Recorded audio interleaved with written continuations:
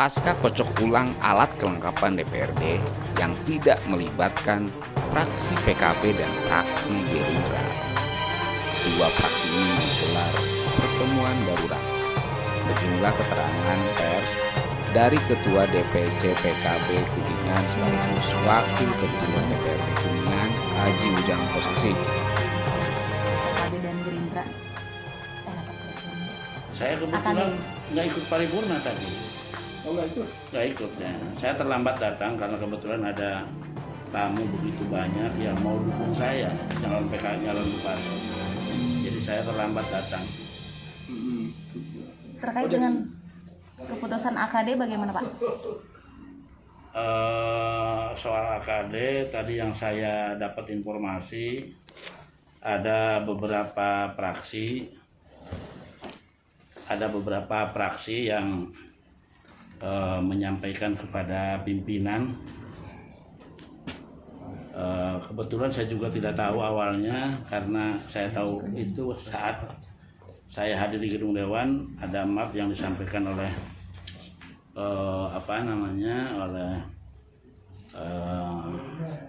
sekretari pimpinan, dan isinya surat dari fraksi-fraksi yang menginginkan ada usulan ya istilah saya itu kocok ulang pimpinan AKD, kira-kira itu. Ada berapa fraksi? Ada 6 kalau tidak salah, atau ada berapa saya lupa. Dan terinformasi ke saya dari anggota fraksi yang ikut paripurna bahwa tadi di paripurna sudah disampaikan ada beberapa surat yang menginginkan adanya kocok ulang pimpinan alat kelengkapan. Dan paripurna memutuskan itu dibahas atau ditindaklanjuti di badan musyawarah. Begitu. Untuk hasilnya gimana Pak? Ya. Hasilnya Pak? Saya ikut hadir di rapat badan musyawarah karena diundang untuk rapat badan musyawarah, dan saya termasuk yang menyampaikan dalam rapat badan musyawarah atas usulan fraksi-fraksi yang menginginkan adanya reposisi pimpinan alat kelengkapan. Kata saya, selama ini sesuai dengan kitab yang kita pegang, dalam hal ini adalah tata tertib DPRD, selama itu sesuai, selama itu tidak bertentangan, ya sah-sah saja. Saya bilang begitu. Tapi tolong dicermati lagi di tata tertib, takutnya bertentangan dengan tata tertib. Dan setelah dibuka tata tertibnya sesuai dengan tata tertib, ada, ya berjalan. Jadi kocok ulang tidak melanggar tata tertib ya Pak ya? Dalam tata tertib diatur. Cuma saya nggak bawa ya. Kalau saya bawa nanti saya buka. Sebenarnya dalam tata tertib itu ada klausul yang menyebutkan bahwa pimpinan komisi, ketua, wakil ketua, sekretaris komisi itu selama 2,5 tahun. Tapi ada klausul yang kedua, yang berikutnya, bahwa dalam hal akan melakukan pergantian pimpinan komisi itu dilaksanakan atau dilakukan pemilihan kembali di komisi itu. Artinya walaupun belum 2,5 tahun, tatib itu memberikan ruang kepada komisi apabila ada reposisi pimpinan alat kelengkapan yang berupa komisi. Begitu. Oh, jadi tidak melanggar ya? Tidak melanggar. Tidak ya? Tidak melanggar. Untuk porsi PKB sekarang di komisi berapa aja Pak? Di setiap komisi ada PKB, hanya posisinya sebagai anggota komisi. Berarti porsi ketua nggak ada Pak? Nggak dapat posisi ketua. Kemarin kan komisi 1 diketuai oleh dari PKB ya Pak ya? Komisi 1 diketuai oleh Sekarang Pak kan, Haji Gojali, iya. ketua komisi 1 dari fraksi PKB, dan atas kompromi yang dilakukan oleh beberapa fraksi, ternyata komisi 1 diganti atau berubah komposisinya. Pak Haji Gojali tidak lagi menjadi ketua komisi 1. Merasa tersingkir nggak Pak? Bukan, biasa aja. Diganti sama siapa Pak? Saya kurang tahu ganti siapa ya. Ibu Sautresna. Oh, Ibu Sautresna dari Golkar. Itu kan soalnya kan PKB waktu awal ya kemarin kan masih koalisi pemerintah lah, tanda kutip gitu ya Pak. Kok sekarang jadi nggak merasa tersingkir ya Pak ya? Enggak merasa tersingkir. Jadi gini, saya sudah sejak awal sebelum dulu pada saat teman-teman kita Pak Haji Dede Ismailin dan kawan-kawan ini membentuk yang namanya Koalisi Kuningan Bersatu, betul ya? Saya sudah menyampaikan ke pers itu kan. Alat kelengkapan itu tidak segalanya. Ya. Apa yang saya maksud? Yang saya maksud adalah apakah anggota fraksi PKB ini menjadi ketua, menjadi wakil, menjadi sekretaris alat kelengkapan dewan, dan atau tidak menjadi ketua, tidak menjadi sekretaris, tidak menjadi wakil ketua alat kelengkapan dewan, bagi kami tidak ada masalah. Kenapa? Karena hakikatnya anggota dewan itu yang terpenting adalah pengabdiannya kepada rakyat. Jadi yang terpenting menurut kami bagaimana kiprah anggota dewan pada saat memperjuangkan harapan rakyat. Itu yang terpenting. Jadi kalau sekarang teman-teman kita di gedung ini melakukan reposisi soal alat kelengkapan tidak ada masalah, biasa-biasa saja. Bagi kami seperti itu. Silakan aja. Nah, saya tadi barusan kumpul nih anggota fraksi itu. Kumpul. Ini kondisi seperti ini. Semua menyatakan ya tidak apa-apa. Toh itu mungkin kesepakatan seperti ini dibangun oleh beberapa fraksi sehingga lalu kemudian jadilah kesepakatan seperti itu. Ya kita harus hormati. Saya selalu orangnya menghormati banyak orang atas sikap dan tindakannya. Kita hormati saja. Di kesepakatan itu PKB dilibatkan nggak Pak? Di kesepakatan yang mana? Sebelum adanya kocok ulang tadi. Oh enggak, saya enggak tahu. Enggak tahu sama sekali. Berarti dadakan. Saya enggak tahu. Ya? Dadakan. Wallahualam. Apakah dadakan atau tidak? Karena kami kan tidak tahu skenario sejak awalnya. Walaupun kami sudah dikasih tahu rambu-rambunya sama Pak Haji Dede Ismail. Begini begitu. Ya silakan aja. Saya orangnya kan mengalir aja. Nggak usah harus pusing-pusing lah. Toh pada akhirnya fraksi PKB tidak jadi ketua komisi Pak Haji Ghazali ya. Saya tetap wakil ketua. Iya. Betul kan? Betul. Pak kan ada anggapan nih Pak. Mungkin Pak Haji tadi nggak masalah gitu ya. Orang-orang pengamat kan menilai bahwa PKB disingkirkan gitu dari koalisi pemerintah. Nggak apa-apa.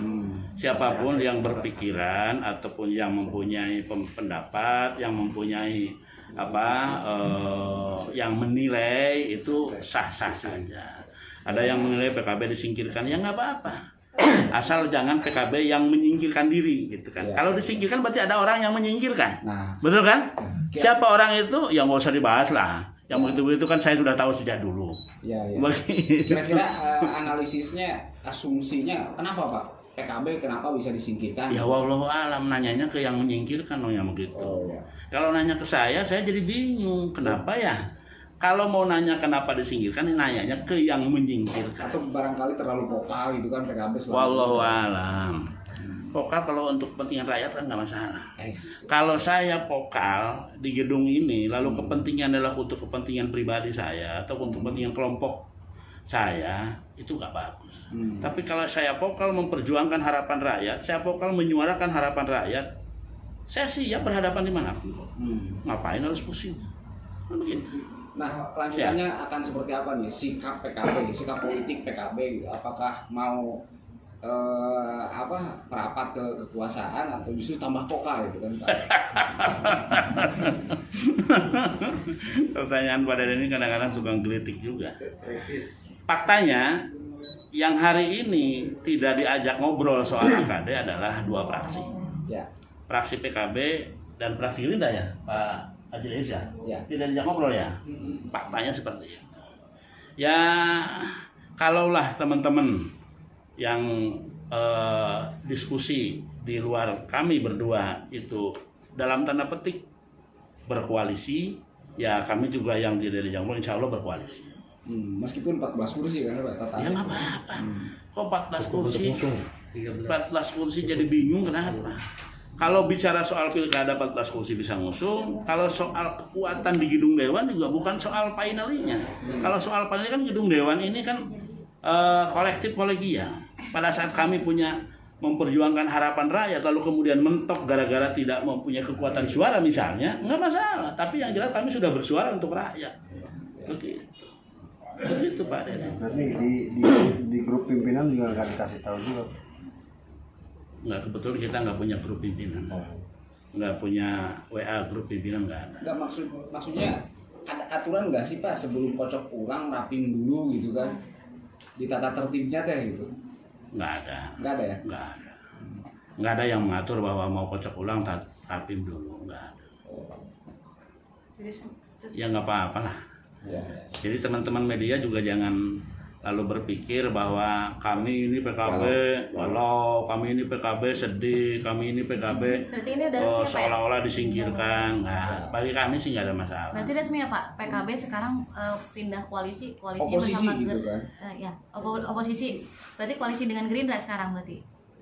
Faktanya yang sekarang tidak diakomodir di alat kelengkapan dewan karena memang tidak diajak ngobrol sama sekali adalah PKB dengan Gerindra. Itu fakta.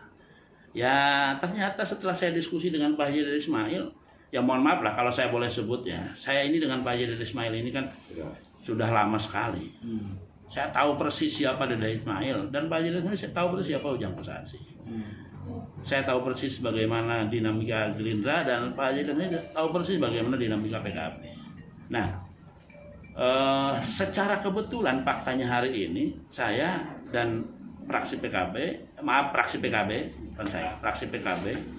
dan fraksi Gerindra tidak diajak ngobrol soal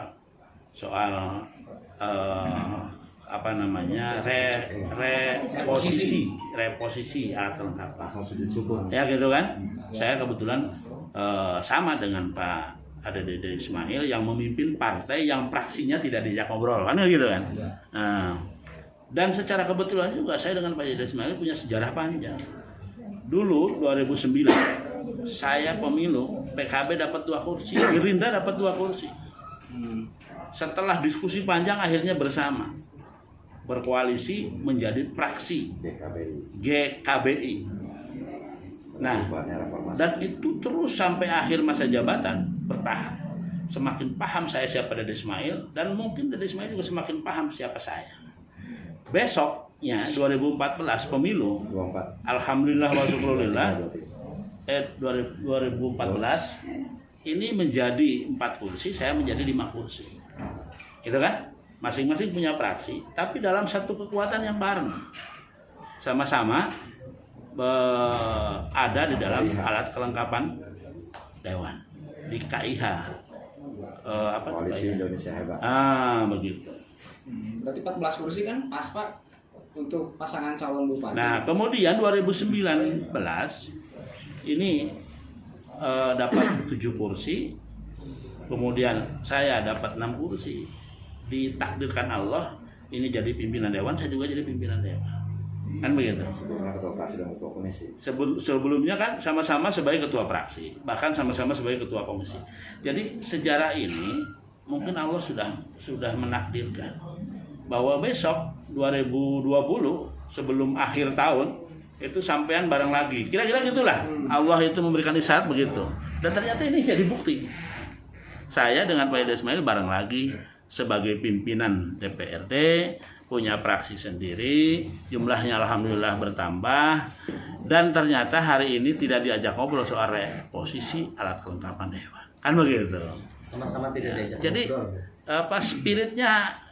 spiritnya bareng lah, spiritnya sama lah gitu. Pak, kecewa nggak sih Pak nggak diajak ngobrol? Kecewa nggak sih Pak? Enggak, saya nggak kecewa. Saya nggak kecewa. Kecewanya dari bapak apa? Nggak diajak ngobrol Pak. Ya kalau diajak ngobrol kan itu haknya mereka kan. Masa saya harus marah-marah, ngambek-ngambek gitu? Kenapa sih saya tidak diajak bicara? Masa harus begitu? Tidak boleh dong, ya kan? Berarti nyalon pilkada, nyalon bupati mau serius ya Pak? Sejak dulu kan saya udah ngomong. Oh ya. Saya itu kemarin dengarkan sendiri kan, Pak Mas Jajil sebagai wakil ketua umum DPP PKB, beliau adalah ketua pemenangan momentum politik baik pileg maupun pilkada, dia sudah menyampaikan. Sudah dengar sendiri kan, para mass media ini sudah dengar sendiri bagaimana wakil ketua umum komandan kami menyampaikan seperti itu. Dan itu saya kira nggak haram kok. Saya sebagai ketua partai ingin memberikan sumbangsih kemanfaatan untuk masyarakat, lalu kemudian kami berniat ingin kontestasi pilkada, nggak masalah. Rakyat nanti yang akan menentukan, kan begitu. Soal perjalanan sekarang sampai dengan pilkada nanti soal lain. Lihat aja nanti teman-teman media pasti akan selalu memperhatikan atau membaca bagaimana kami dalam melakukan pensikapan, kan? Dari, tuh ya.